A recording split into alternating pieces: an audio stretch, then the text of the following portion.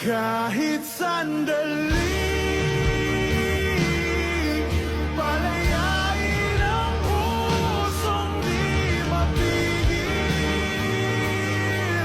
Sana'y tayong dalawa sa huling pagkakataon na hindi na para sa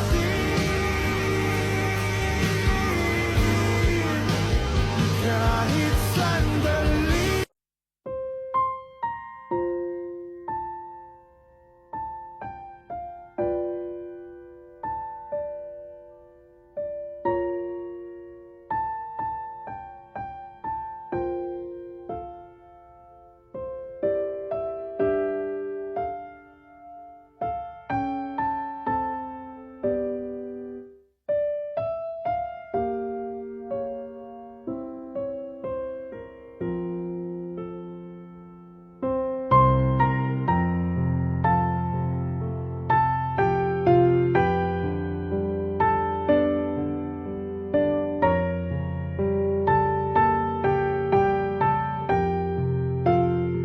Maraming salamat sa pinadala mo dito. Ang dami kong ang paninda oh.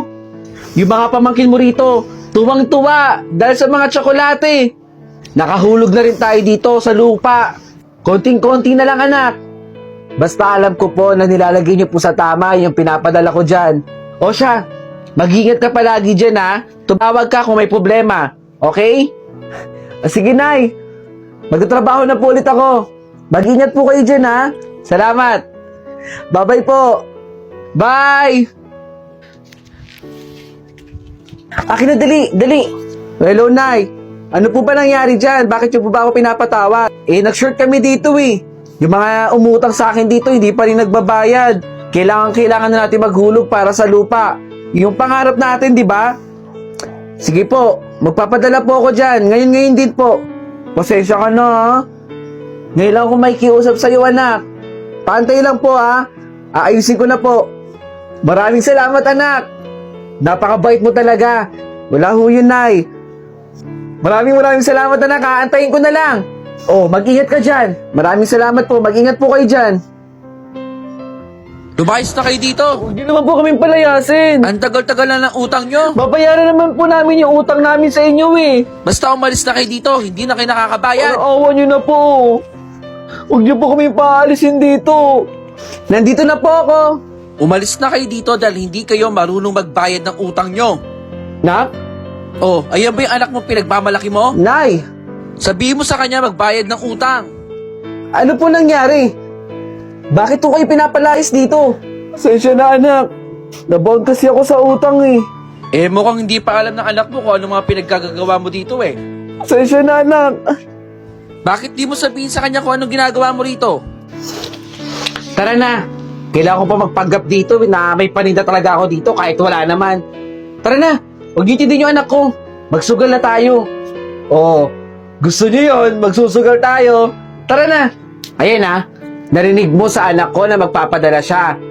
Ibibigay ko sa iyo yun. Siguro di mo papalago mo yung sa sinasabi mong investment ha. At hindi mo ko i-iskamin. Mayayari ako sa anak ko. Nak, ano ba nangyayari sa'yo? Bakit ganito yung mga scores mo? Ang bababa ng scores mo sa exam mo. Nagbubulakbol ka na ba o nagre-rebelde ka na? Gusto mo pa bang mag-aral? Sabihin mo lang sa amin kung gusto mo o ayaw mo na para hindi na kami nag-aaksaya ng pag-aral sa'yo. Sa susunod na exam mo, kailangan mataas na ang scores mo. Opo ma, pangako po. Nandiyan ka na pala.